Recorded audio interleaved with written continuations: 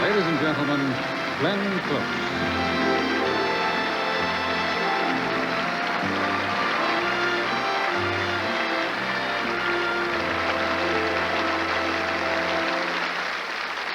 Hume, Cronin, and Jessica Tandy were my dad and mom in my very first film, The World According to Garp.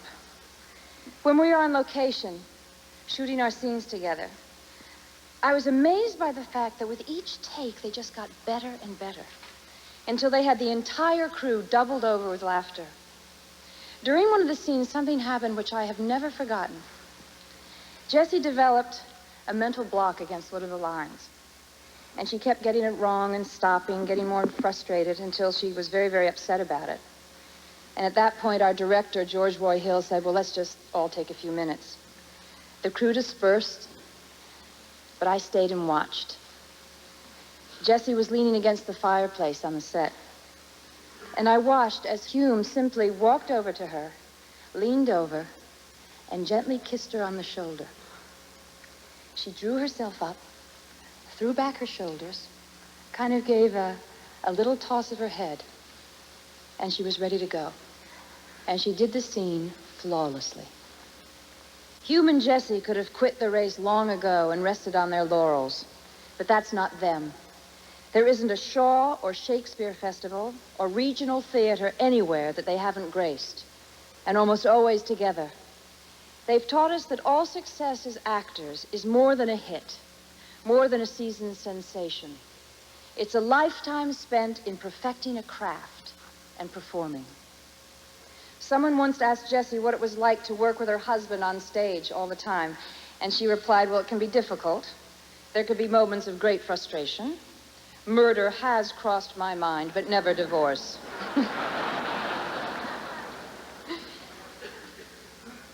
They have a magnificent magic about them.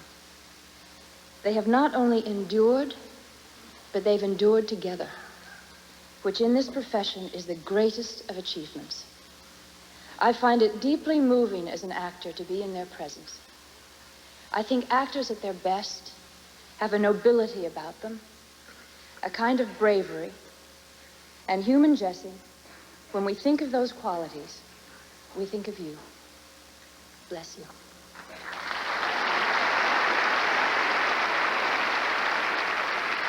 The 112, and gives you a 67 leg on the second. God damn it.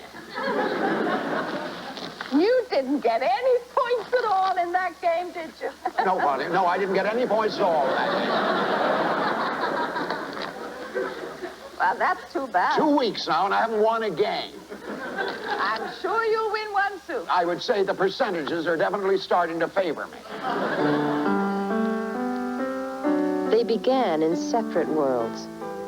Jessica Tandy, amid the poverty of her London childhood, was transported by the magic of theater.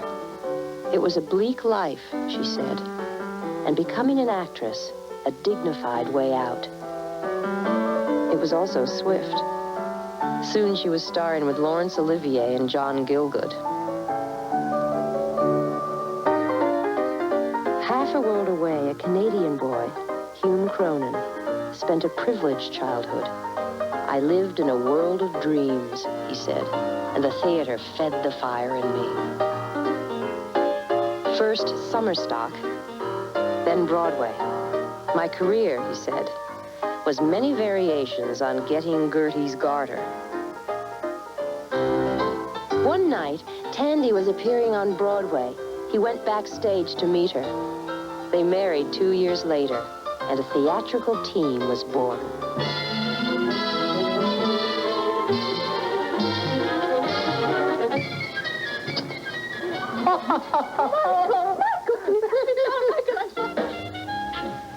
Cronin was offered a contract at MGM, and the couple moved to Hollywood.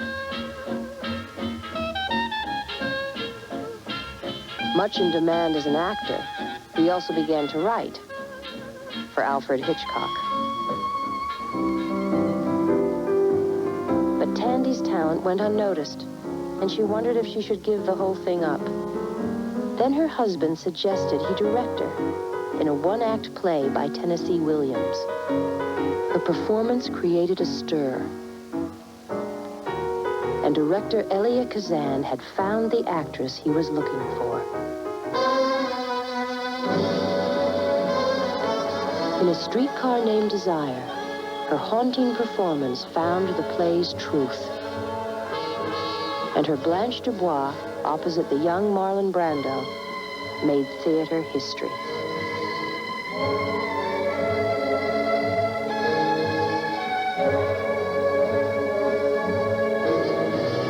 Streetcar, she said, gave me back the challenge, and it has never left me. How does, my good Lord Hamlet? Cronin's Polonius was called Nothing Short of Superb. Far gone. Far gone. And truly, in my youth, I suffered much extremity for love. Very near this. I'll speak to him again. What do you read, my lord?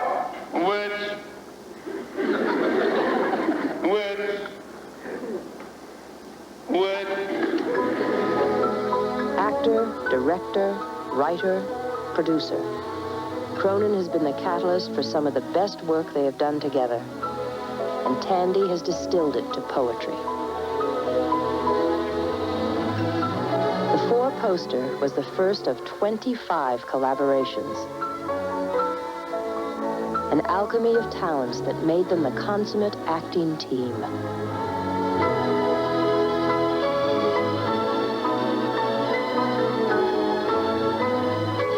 A lifetime of accomplishments woven through a lifetime together.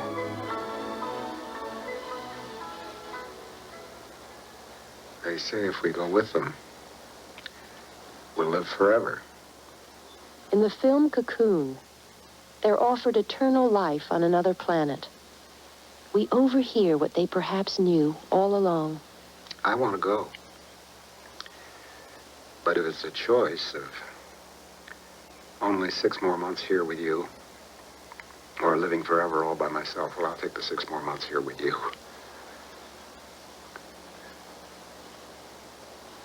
I don't want to live forever if you're not going to be with me.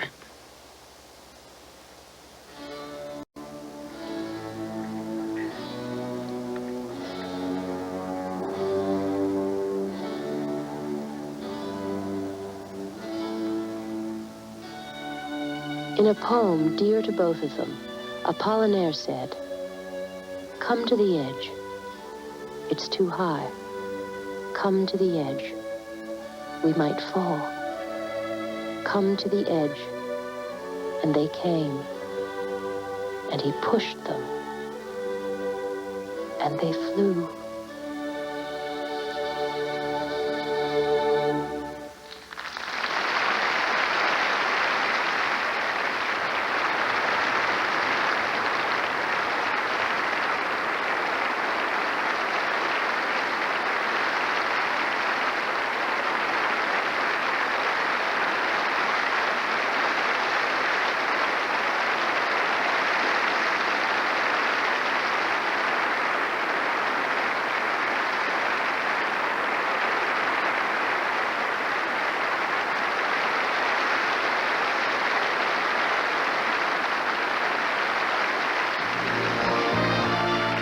Ladies and gentlemen, Sigourney Weaver.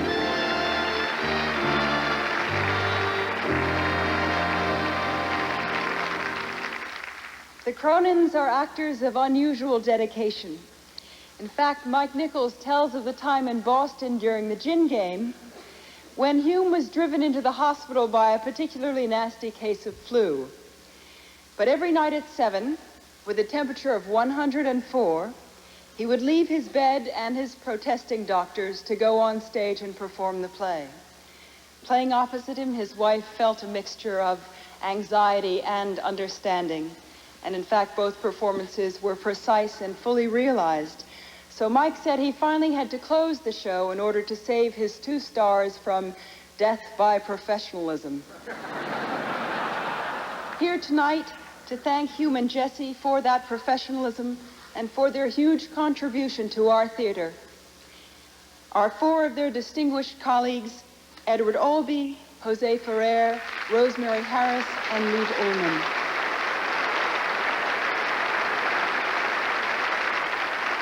Hume Cronin, in addition to being a fine actor, is a shrewd and articulate observer of life. He has commented on the question of husbands and wives performing together. He says, there are advantages and disadvantages. One advantage is that the familiarities from the marriage give you a kind of shorthand when you work, and things can be accomplished infinitely more quickly. A disadvantage is that sometimes when you are bringing a reaction to a character, it may have an attitude that your wife thinks is wrong. With a stranger, you could work that out. But with your wife, you've opened a can of peas you wish to God you hadn't opened. Oh, yes, and there's always the time when you're trying to explain something to your co-star wife, and she says, don't use that tone of voice on me. In The Many Faces of Love, Jessica Tandy performed a poem by Judith Rost. It's a favorite of hers, and it goes like this. It's true love, because I put on eyeliner, a concerto, and make pungent observations on the great issues of the day, even when there's no one here but him. And because I do not resent watching the Green Bay Packers, even though I am philosophically opposed to football. And because when he is late for dinner, and I know he must either be having an affair or lying dead in the middle of the street, I always hope he's dead.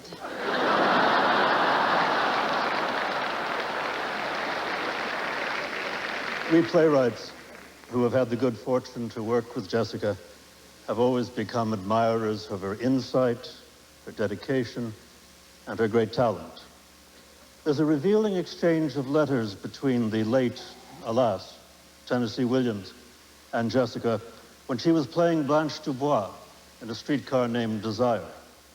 Tennessee wrote, "Dear Jessica, I have been appointed intermediator in the delicate matter of persuading you to pose for a photographic duplication of the Thomas Hart Benton painting of Blanche.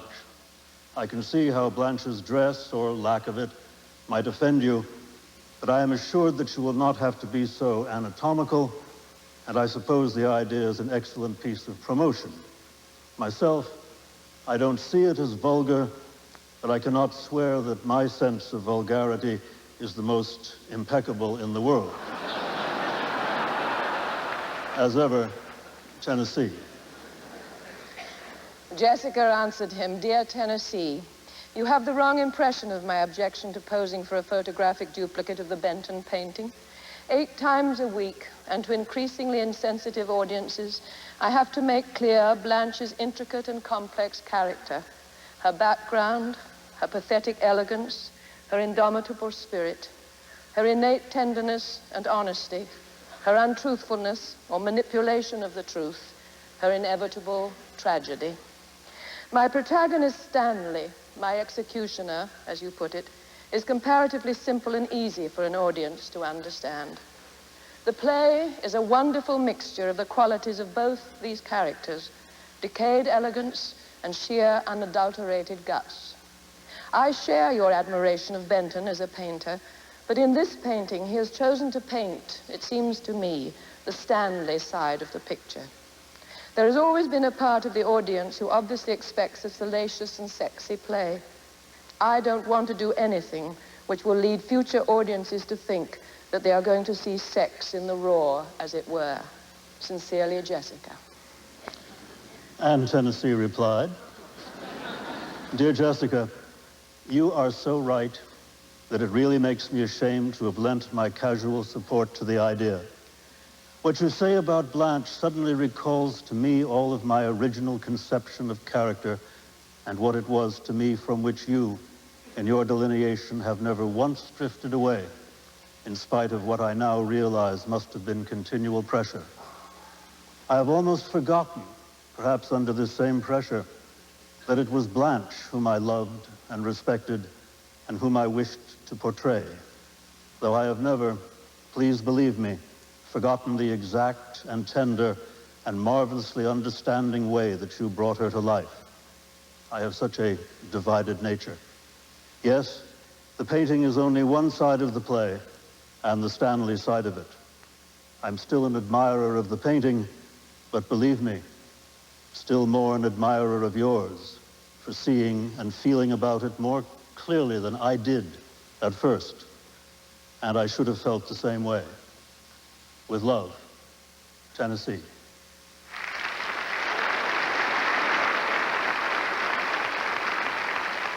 I had the privilege, the very precious privilege, of directing Hume and Jessica in a play called The Four-Poster, which was the story of a 54-year-old marriage. That play inspired the musical I Do, I Do.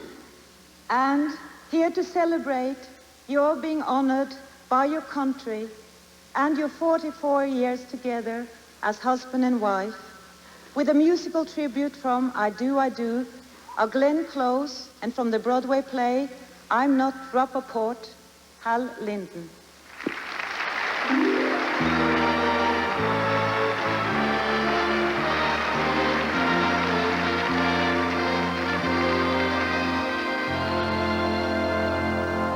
There's a strange new world that you enter when you say I do. I do. Such a strange new world that you barely can believe it's true. It's true. For your friends all shower you with shoes and rice. Your head is spinning and you feel so nice. Who thinks that marriage is a paradise? I do. I do. There's a strange new world that you enter when you say I do. I do. I do. I do. You can almost see that the future's gonna be a dream come true. You can throw away your Every care and doubt. Oh, that's what married life is all about. I do. I do. I do. I do. I do. I do. I do. I do. I do. I do. I do. I do.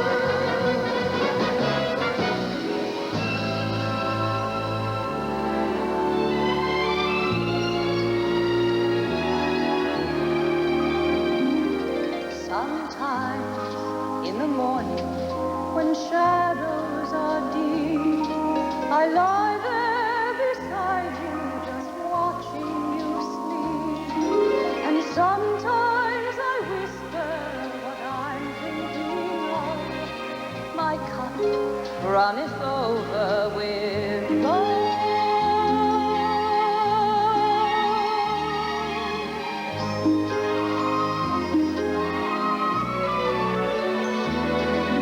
Sometimes in the evening, when you do not see, I study the small things you do constantly. And sometimes I whisper what I'm thinking of. My cup runneth over with love.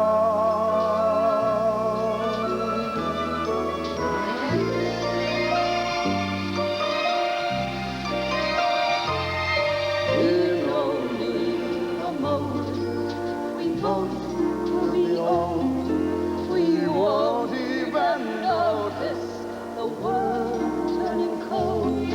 And so in this moment, with sunlight above, my cup runneth over with love.